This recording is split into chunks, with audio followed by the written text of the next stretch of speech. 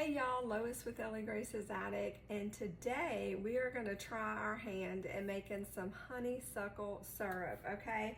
I have some honeysuckle flowers that I harvested out of my very own yard in a jar here, and oh my gosh, I wish you guys could smell this. This is like my childhood in a jar.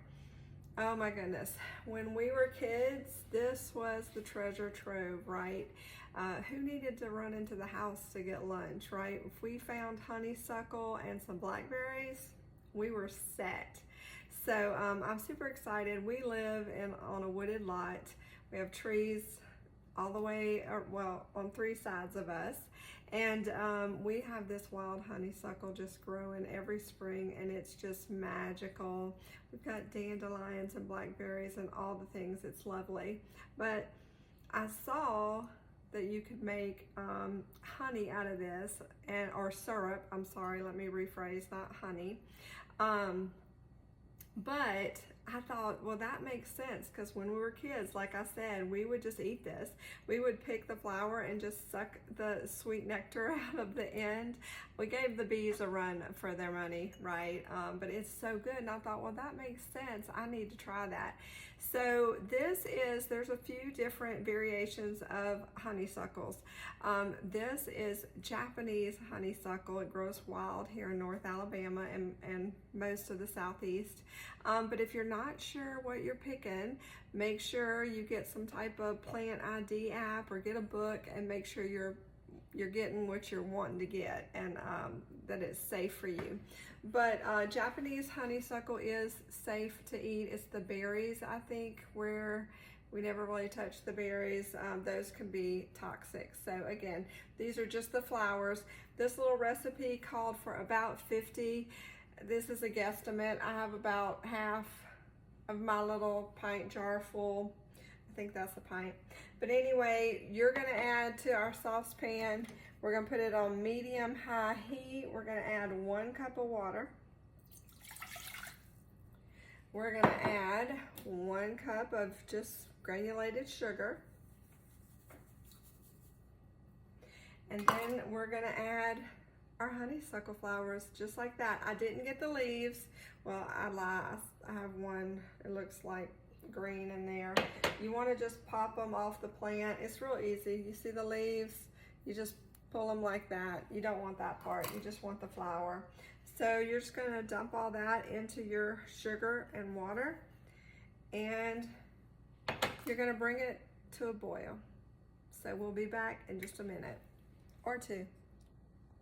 All right, we're back. We let it come to a boil, and then we turn the heat down to low medium, and we let it simmer like that for about 4 minutes, 3 to 4 minutes. So then we removed it from the heat and we let it cool completely. It's not cool, but it's cool enough to touch, okay? So now I've got just a nice cup. You could do a bowl, whatever. I've got a strainer, and we're gonna just strain it into here, getting all the petals out.